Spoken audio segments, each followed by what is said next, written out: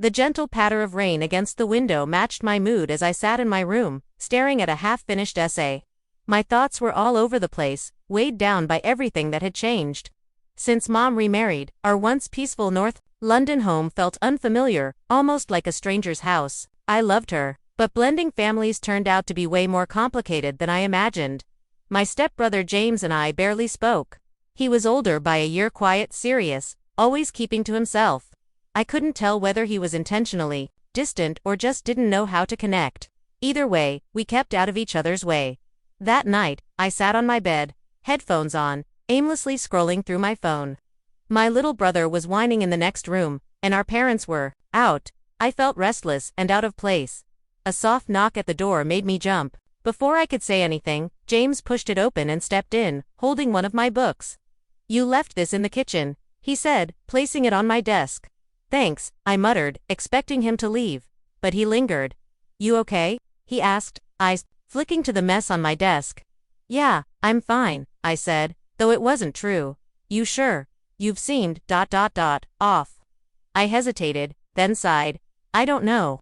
Everything's changed. This house, this whole setup, it feels like I'm living someone else's life."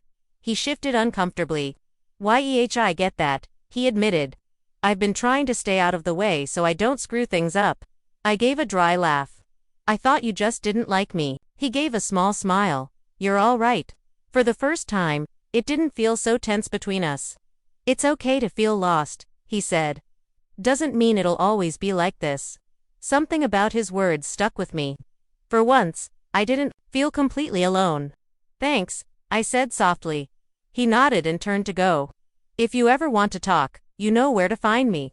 As the door clicked shut, I felt an unexpected warmth. Maybe this whole blended family thing wasn't as hopeless as I thought. The next day felt different. James's words stayed with me, and when I saw him at breakfast he gave a small nod. I nodded back. It was simple, but it felt like progress. Later, that night, I was back in my room, this time trying to study. I heard my little brother laughing in the hallway, followed by James's calming voice. He always had a way of soothing him, something I'd always noticed but never said out loud. Soon, there was a quiet knock. The door opened just a crack and James peeked in. "You busy?" "Not really," I replied, closing my textbook. He stepped in, holding a mug of tea. "Thought you might need this." I smiled.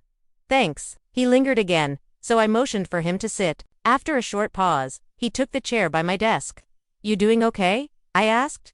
He sighed. "Sometimes I feel like I'm trying too hard to fit in, but it still feels like I'm just here." "Yeah, I get that too," I said. We sat in silence for a moment, but this time it wasn't uncomfortable. "I remember when my mom married your dad," he said. "I kept telling myself to stay out of the way. Figured that would make things easier." I shook my head. "You didn't mess anything up." "I didn't really try either." He smiled faintly. "Guess we're both new at this sibling thing." We laughed.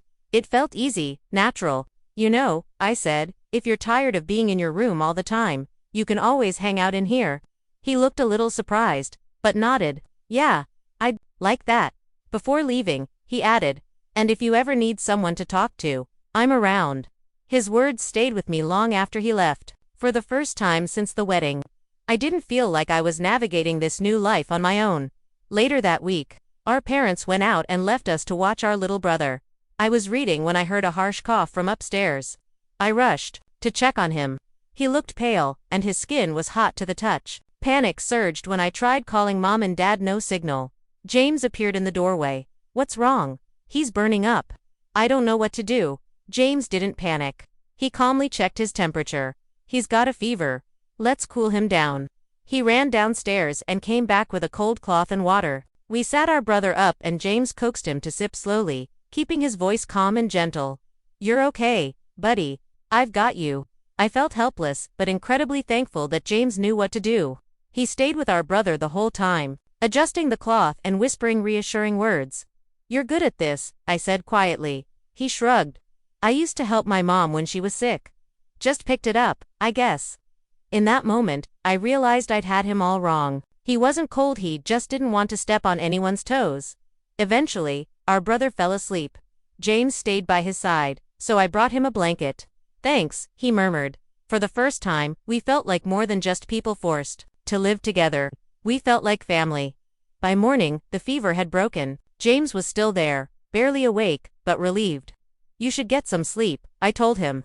I'm okay, he said with a tired smile. Later, when our parents returned, they were full of praise for James.